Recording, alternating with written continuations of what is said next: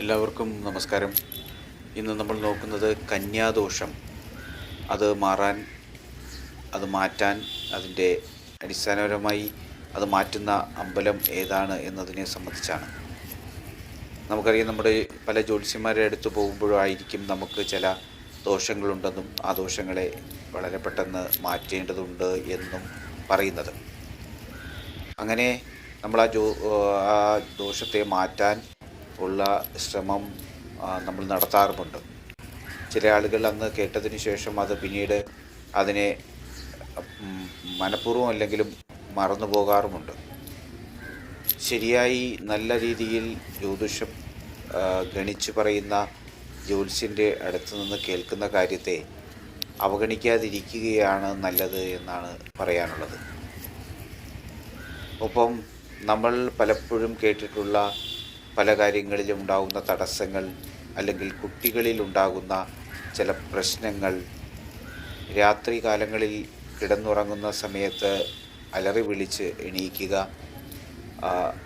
വളരെ മോശം രീതിയിലുള്ള സ്വപ്നങ്ങൾ കാണുക, ഇത്തരം കാര്യങ്ങൾ സംഭവിക്കുന്നതോടെ നമ്മൾ പലപ്പോഴും ചില ജ്യോത്സ്യന്മാരെ കാണുമ്പോൾ നമ്മൾ ഈ വിവരം അവരുടെ അടുത്ത് സൂചിപ്പിക്കാറുണ്ട്. അപ്പോൾ അത് ചിന്തിക്കുന്ന സമയത്ത് പലപ്പോഴും വന്നു ചേരുന്ന ഒരു കാര്യമാണ്, മുൻപ് ഈ അച്ഛനോ അമ്മയ്ക്കോ മരിച്ചുപോയ, അല്ലെങ്കിൽ ആ പിതൃപരമ്പരകളിൽ എവിടെയെങ്കിലും ഗർഭസ്ഥ അവസ്ഥയിലോ അല്ലെങ്കിൽ കുട്ടി പിറന്നതിന് ശേഷമോ മരണം സംഭവിക്കുക. അങ്ങനെ ഒരു കൈക്കുഞ്ഞിൻ്റെ മരണം സംഭവിക്കുന്ന ഒരു സമയത്ത് അത് ഒരു ദോഷമായി നിൽക്കാറുണ്ട് എന്നുള്ളത് വാസ്തവമായിട്ടുള്ളൊരു കാര്യം തന്നെയാണ്. അത് വർഷങ്ങളായിട്ട് കന്യാവിൻ്റെ ദോഷമായിട്ട് നമ്മൾ കണക്കാക്കാറുമുണ്ട്. അങ്ങനെ കന്യാവിൻ്റെ ദോഷമുള്ള സമയങ്ങൾ, കന്യാവിൻ്റെ ദോഷം വരുന്ന ആളുകൾ, അവരോട് അതിന് തക്കതായ പ്രതിവിധികൾ ചെയ്യണമെന്ന് ജ്യോത്സ്യൻ നിർദ്ദേശിക്കാറുമുണ്ട്. എന്നാൽ കേരളത്തിൽ വളരെ അപൂർവമായിട്ടുള്ള ക്ഷേത്രങ്ങളിൽ മാത്രമേ കന്യാവിൻ്റെ ദോഷം മാറ്റാനുള്ള പ്രതിവിധികൾ ചെയ്യാറുള്ളൂ, അതിനുള്ള സംവിധാനങ്ങളുള്ളൂ.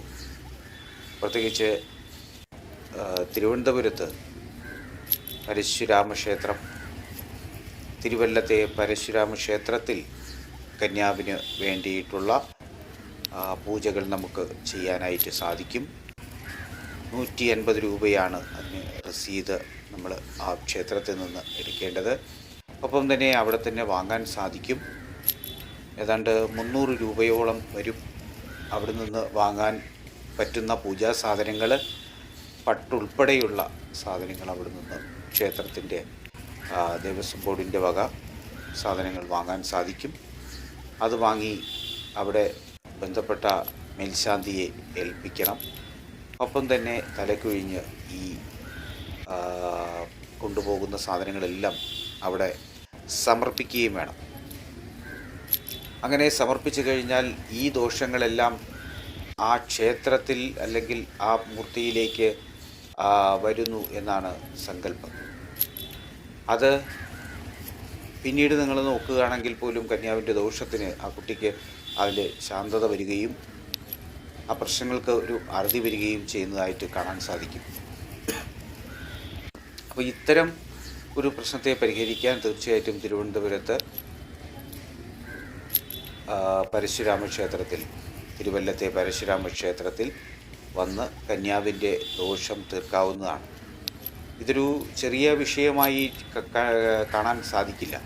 പലപ്പോഴും പല പ്രശ്നങ്ങളുടെയും മൂല കാരണമായി മാറാറുണ്ട് കന്യാവിൻ്റെ ദോഷം എന്നാണ് പലപ്പോഴും പല കാര്യങ്ങളും ചിന്തിക്കുന്ന സമയത്ത് മനസ്സിലാവുന്നത്. പക്ഷേ കാരണങ്ങളൊന്നും പ്രത്യേകിച്ചുണ്ടാവില്ല. പക്ഷേ അത് ചിന്തിച്ച് പിന്നോട്ട് പോകുന്ന സമയത്താവും ഈ കന്യാവിൻ്റെ ദോഷം എന്ന് പറയുന്നത് അത് പ്രകടമാകുന്നത്. അത് നമ്മൾ തീർക്കാറൊന്നുമില്ല. അതിങ്ങനെ ദിവസങ്ങളോളം നീണ്ട് കൊണ്ടുപോകാറാണ് പതിവ്.